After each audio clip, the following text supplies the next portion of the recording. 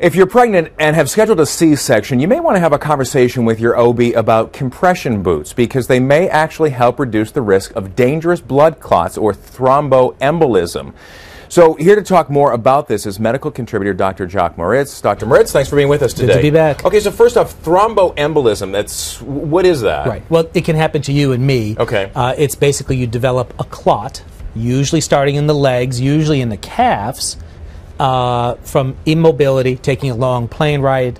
Another thing is coach class syndrome, where you're all smushed up like this. We hear about that, yeah. And you throw a clot. You throw a clot. That's kind of a layperson thing. You throw a clot because it starts in your leg, it goes all the way up, and it hits you in the lung. First sign, shortness of breath, can't breathe. If you took a long plane ride and you're getting that, you better call 911 right away. So why are we talking about this today? Women that are pregnant have 4 times the risk than women that are not pregnant. Wow. Now, you take that 4 times risk and you multiply it by 2, so now we have the risk that happens with a C-section. Elective, emergency, any kind of C-section, because pelvic surgery in pregnancy increases the risk twofold. Okay, because you, not mobility, because right. So we have a whole bunch of different issues in pregnancy. We have non-mobility after surgery. We have the blood being thicker in pregnancy, and that's a protective thing because if you have a baby, right afterwards you want the blood to be thick so you don't start bleeding all over the place. Clot.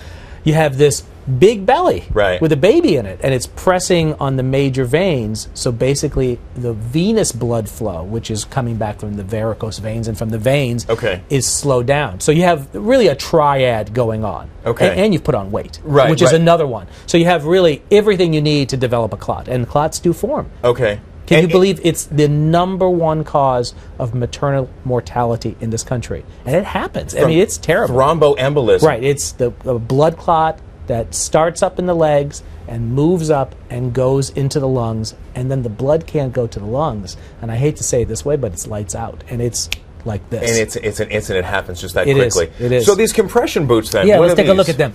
Well, these are so simple. You put your leg in here. Right. Now they will do this for elective, regular section. The only one that we don't want to take the extra time to put these on is an emergency C-section. So you may not get it. The reason we're doing this talk today is it's finally become standard that this is required.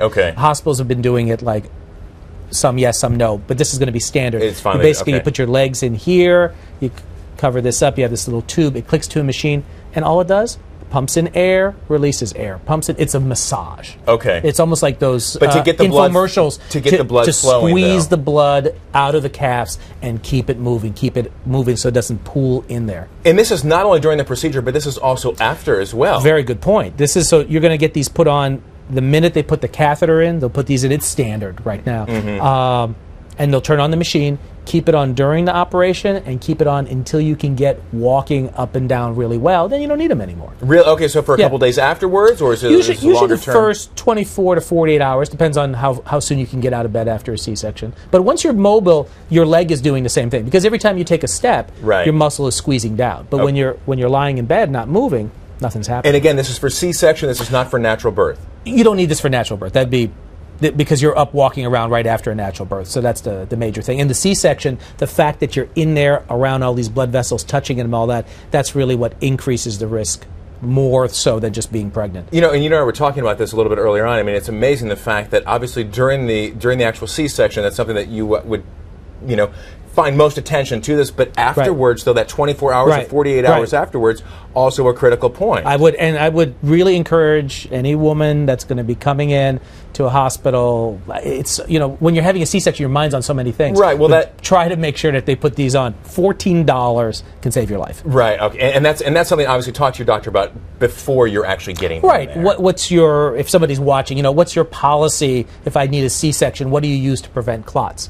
Some hospitals won't use this. They'll use heparin. They'll use shots. Probably a little bit too much. And this is probably the way to go. And that's just going to be right there. I mean, it's life-saving and $14. It gets disposed afterwards. It's not reusable. It's easy. All right. Well, potentially life-saving information right there. Dr. Moritz, thank you so much. We appreciate you being with us today. Problem.